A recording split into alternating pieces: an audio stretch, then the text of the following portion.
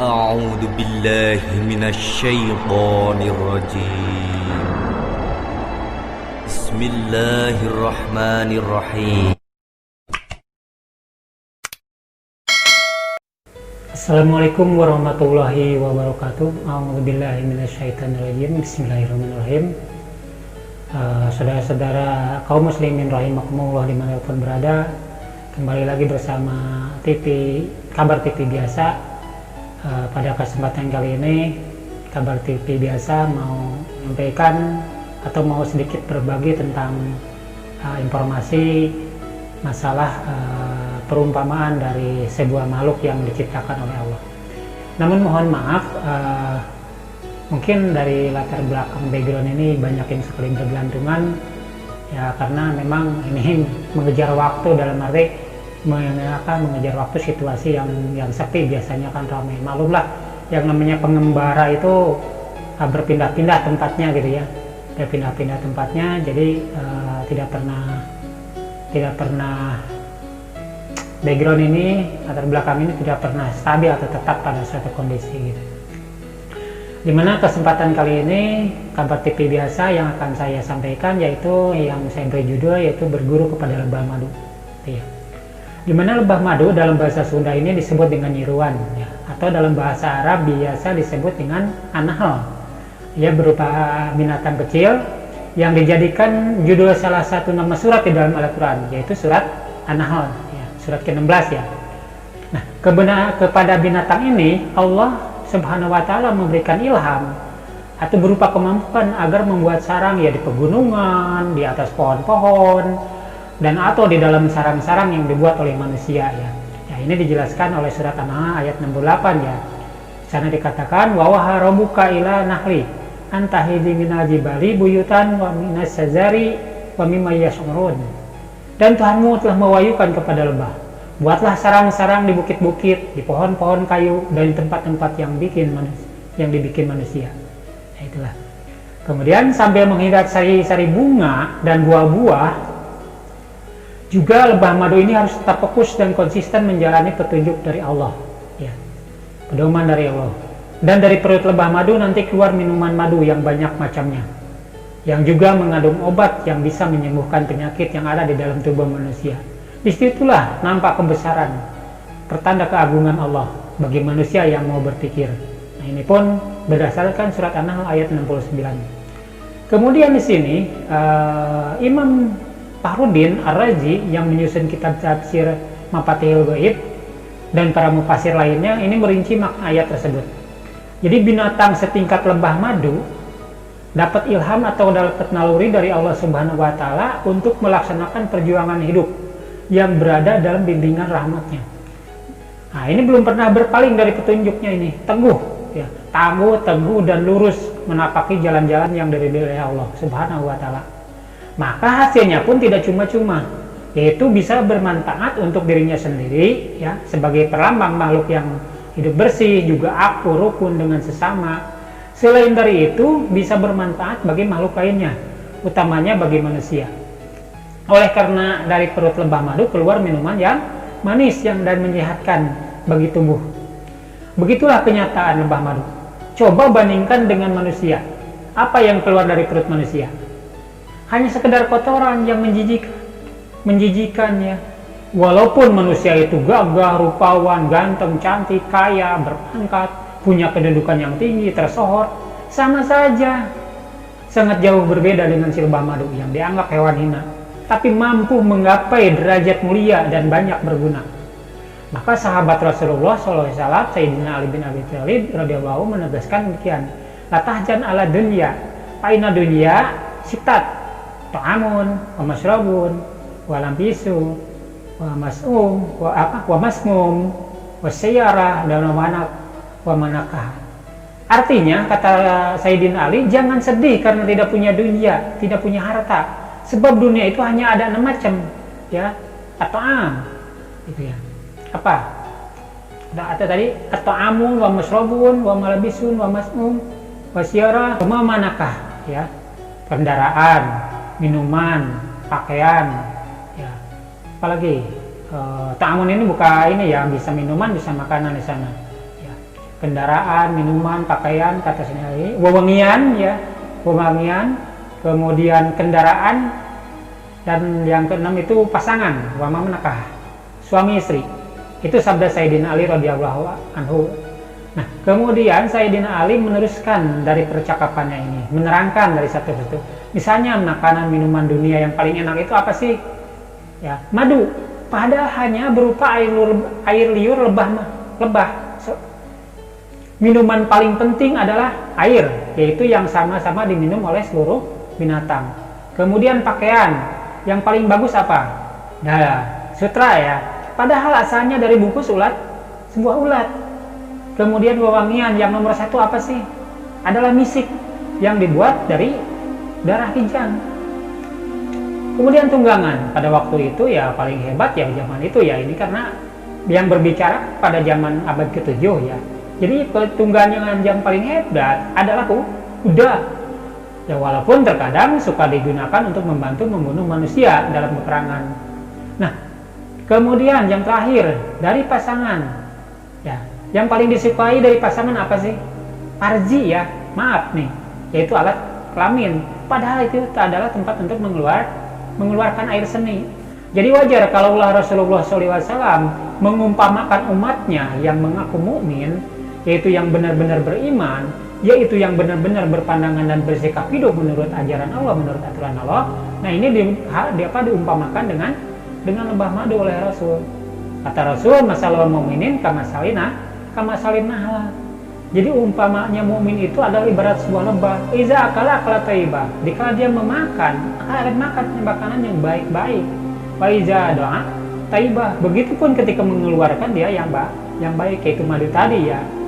Wain waqala aja nakhorina kam taksaroh ya.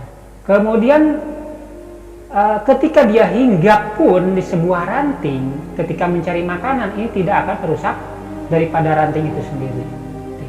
Jadi sekali lagi kata Rasulullah, mukmin itu ibarat lebah madu. Kalau dia makan, ya makannya yang baik-baik. Begitu juga yang dikeluarkannya ya yang baik-baik, yaitu madu tadi. Jadi kalaupun nanti ketika dia hinggap di ranting kering, tidak sampai memantahkan ranting tersebut. Jadi bersatu padu lebah madu dalam kelompoknya ini bersama-sama dalam berbuat kebaikan. Nah ini benar-benar berupa bukti contoh dalam menerapkan perintah Allah dalam kehidupannya. Padahal yang sebenarnya itu ditujukan kepada manusia yang benar-benar beriman, yaitu yang benar-benar berpandangan dan bersikap hidup menurut aturan Allah. Sehingga motonya tawanu ala birri wal taqwa. Jadi tawanu ala birri wal taqwa ini adalah kerja bareng-bareng dalam kebaikan yang berlandaskan ketakwaan. Ini diambil dari surat Al-Maidah ayat 2 ya. Satu saja contohnya ya. Ini jangan banyak-banyak ya. Itu aja contohnya lah. Ya. Jadi nanti dikatakan ustadz lagi. Padahal ini kan bukan ustadz. Kalau ini misalnya memakai kopiah seperti ini atau peci seperti ini bukan berarti ini melambangkan ustadz saja. Ini hanya karena kebiasaan aja ya. Jadi udah hampir terbiasa memakai, kalau tidak dipakai kurang enak gitu rasanya di kepala. Jadi dalam hal ini, kembali lagi, dalam hal ini manusia makhluk istimewa ya. Kenapa dikatakan makhluk istimewa? Yaitu yang dianugerahi akal dan pikiran, anggota badan yang lengkap dengan panca indera. Ini cukup sempurna. Namun kenapa kalah sama lebah madu dalam ketaatan dan pengabdian kepada Sang Maha Pencipta? Lebah madu mampu bekerja bareng dalam kebaikan yang berlandaskan ketakwaan, tapi manusia teledor, jarang sekali atau bahkan tidak pernah mau memperhatikan aturan-aturan Allah Subhanahu wa taala, yaitu Al-Qur'an dan Sunnah Rasulnya. Yang begitu jelas ya. Lebah madu itu benar-benar apa istilah sekarang ini, rambatnya ratahayu dalam berbuat kebaikan. Namun manusia malah seringkali melakukan yang dilarang oleh Allah Subhanahu wa taala, kerja bareng dalam berbuat dosa dan dalam permusuhan. Jadi fakta dan datanya sudah menjadi rahasia umum kok ya. Sudah banyak terbaca, banyak terdengar, banyak terlihat. Malah setiap waktu terus menerus ya. Nah, ini bagaimana manusia ini melakukan dosa dan permusuhan, melakukan korupsi, kong kali kong, saling tindas dan memeras dengan modelnya dengan cirinya masing-masing. Gitu. Yang kadangkala dengan cara berjamaah. Ya sudah sama-sama saling tahu lah. Sudah sepandangan, sekongkol, menggerogoti segala macam yang bukan haknya, serta melanggar hak hukum yang dibuatnya sendiri. Begitu pada waktunya ketahuan, mulai silih tunjuk, silih tuding, seakan-akan dirinya tidak ikut berbuat dan tidak ikut berdosa.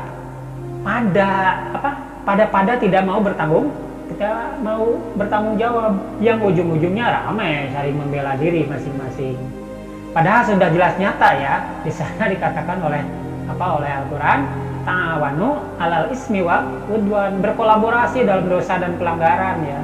Walaupun pada merasa diri bersih dengan dalih terbawa tanpa sadar, cuma merasa hanya terlibatkan begitu aja. Padahal waktu melakukannya itu sama-sama asai geboy bebarengan.